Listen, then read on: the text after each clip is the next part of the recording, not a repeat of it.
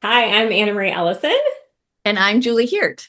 and we are working together to create a program for you called Grief, Grace, and Gratitude, Healing Through Grief with the Wisdom of the Horses. Today, we are talking with Julie to find out how her journey through grief led her to this point and how we ended up working together to create this program to share with others about the healing power of horses during grief and working through grief. So, Julie, can you start just sharing a little bit about you and talk about how you came to this moment of grief changing your life essentially?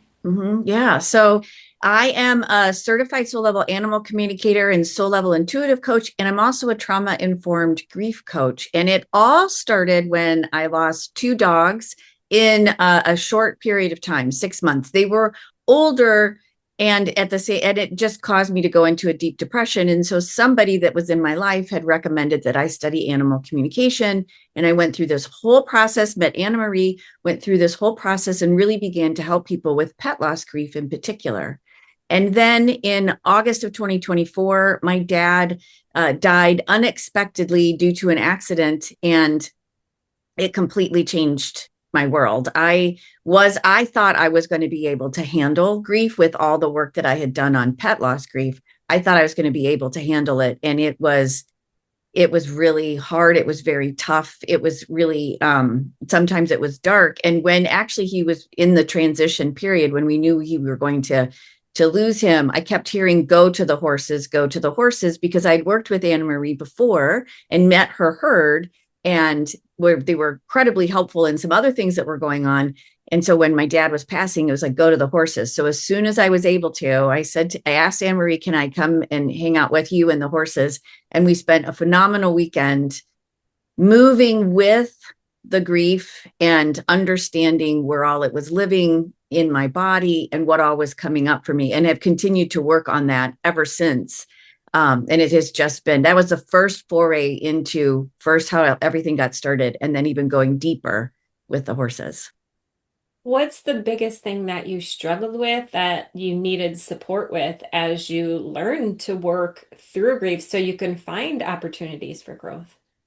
One of the biggest things that I really struggled with was the amount of anger that I felt. My dad was my referee between me and my mom, and my mother has Alzheimer's.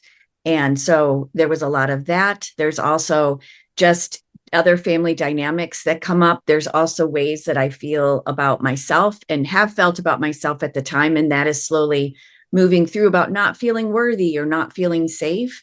And all of these started to kind of bubble up, because what I learned through this whole process is grief wants your attention as a way, as an opportunity for you to transform. We talk all the time about grief being a portal, and it's an opportunity to understand what is coming up and what can you really kind of dive into about yourself so you can become more whole.